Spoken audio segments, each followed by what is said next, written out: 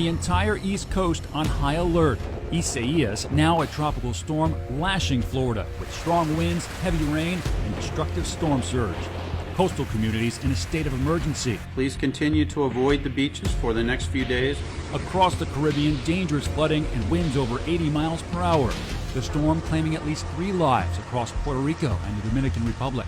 Water and waves driving onto this beach, and now with the storm's track riding up the coast, storm surge is going to be a problem all the way up to New England.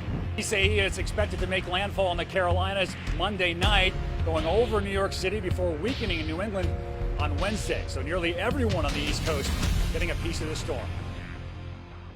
I want to be very clear. What we're seeing today is different from March and April. Urgent words from White House Task Force Dr. Deborah Birx saying that the United States has entered a new phase in the battle with the coronavirus. It is extraordinarily widespread.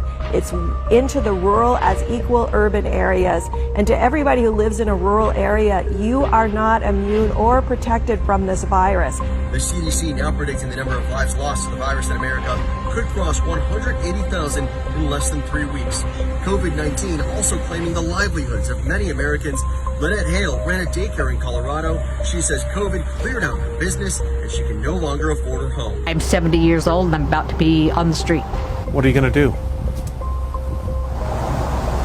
I don't know. Pharma company Eli Lilly announcing it has started the final stage of testing monoclonal antibodies, a manufactured drug which it hopes will offer short-term immunity to patients, which it hopes could be used as a bridge until a vaccine is approved. If we give it to an individual, we're testing to see whether they're now protected from getting infected with the virus. Where this monument is used to be the market where they would trade slaves at. In the heart of the Blue Ridge Mountains, Asheville, North Carolina is a bohemian retreat. The city's arts and architecture scene drawing tourists from all over the country. We have a very diverse culture here to where it's not like any other county that's near here. Its unique history also reflected in a shrouded monument towering above downtown. A granite obelisk erected for a local Confederate leader and slave owner, now a symbol of racial justice and demands for change. Asheville native Rob Thomas says the time has come for reparations. A lot of people say, well, you know, slavery, I wasn't around, you wasn't around. Okay, but what about how we have been systematically oppressed and our economic floor destroyed nationwide through different government programs, policies? Asheville City Council this month voted to remove the monument and to formally apologize for the history it represents. Do we have a motion to adopt the resolution? A reparations resolution, which passed unanimously, promises financial restitution for slavery and decades of discrimination that followed. The City Council says a commission will develop plans to promote black home ownership and business opportunities, but the amount of investment is still unclear. What we have committed to do in this resolution is invest in and create systems and programs and structures that will allow those community members to have the same opportunities for economic mobility, to build generational wealth that white people have.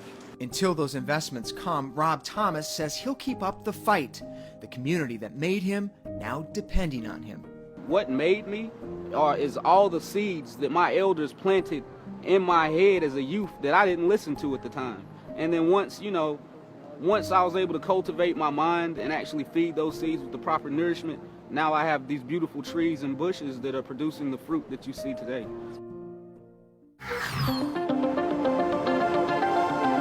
Take a look at these sweet and inspiring girls, 11-year-old Zaire and 9-year-old Charlize. The Hawkins sisters have been in quarantine trying some new sweet things around the kitchen, making ice cream, cakes, and cookies. Soon they decided to start a business, Little Sisters Treats.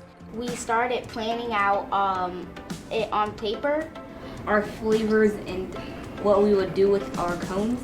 The girls' mom says they were not playing around when it came to getting things done. The girls have business meetings. They are serious about this thing. Luckily, their hard work and determination landed them an even sweeter surprise. I took my girls over there. I said, hey, can you go get the sisters? I want them to meet my daughters, the Little Sisters Treats. The girls were introduced to Molly Witt and Rebecca Leiden, sisters and co-owners of Sugar Sisters Bakery in Castle Rock. We've been trying to find you on Facebook. Inspired by Zaire and Charlize's story, they wanted to help the entrepreneurs in the making. These are two young black girls who want to own their own business, and with everything going on, we wanted to be authentic. Wit and Leiden donated over $1,000 they received from customers during the pandemic. The two sisters, the sugar sisters, it was just meant to be. The girls say Wit and Leiden have inspired them to dream bigger and always remember to help others. We want to get a food truck. We want to hire other young girls. We want to inspire other children to be their own CEO.